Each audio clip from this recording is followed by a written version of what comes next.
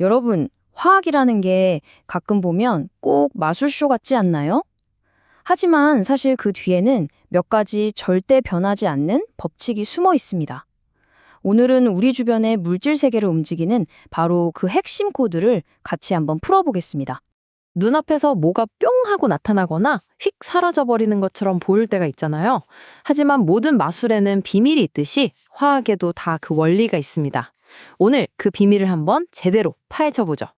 자, 여기 정말 흥미로운, 어찌 보면 좀 말이 안 되는 상황이 하나 있습니다.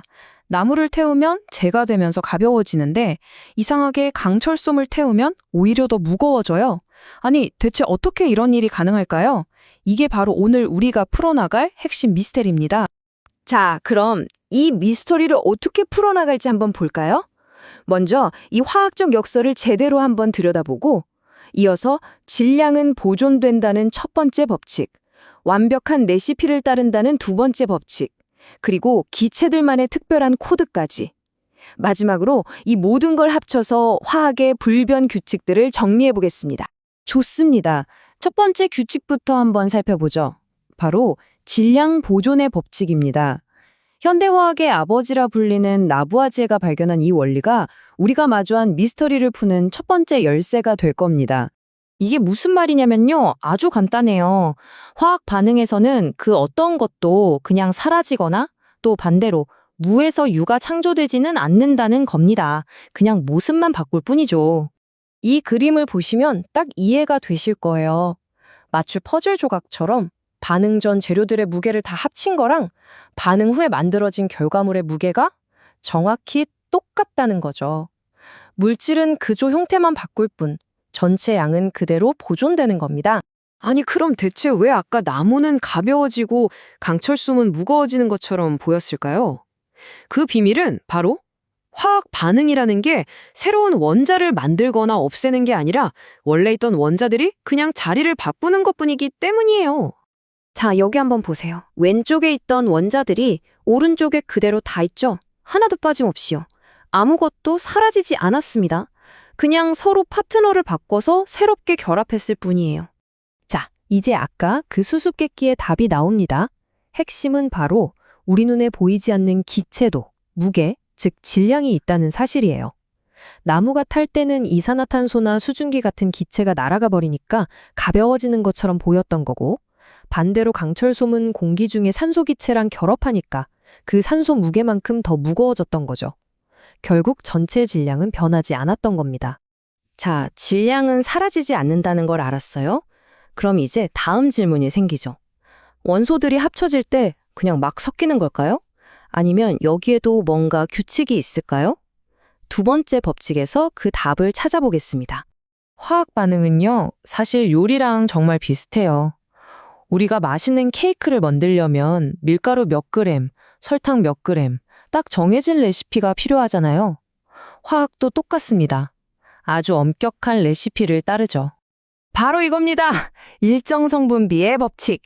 말이 조금 어려울 수 있는데 풀어보면 모든 순수한 화합물은 자신만의 고정된 절대 변하지 않는 질량 레시피를 가지고 있다는 뜻이에요.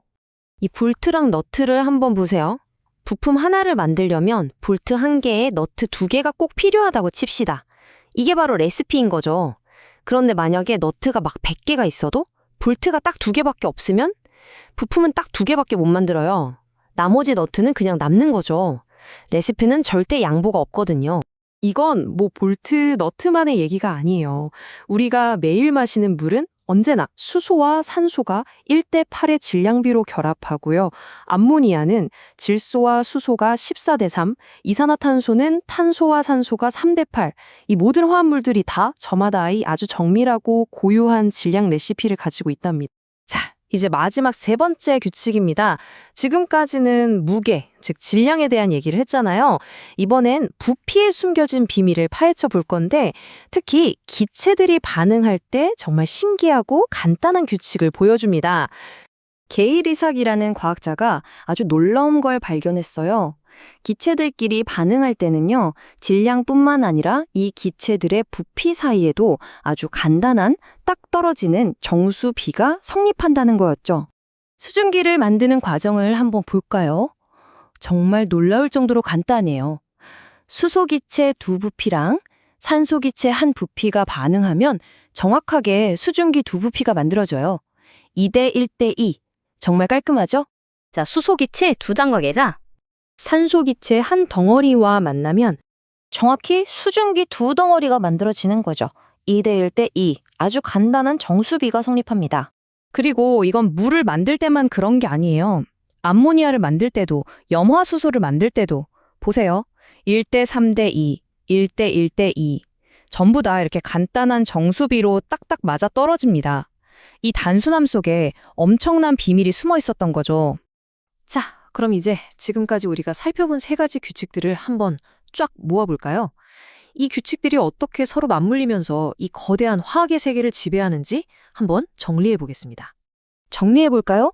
첫째, 질량 보존. 물질은 그냥 사라지지 않고 단지 재배열될 뿐이라는 거. 둘째, 일정 성분비.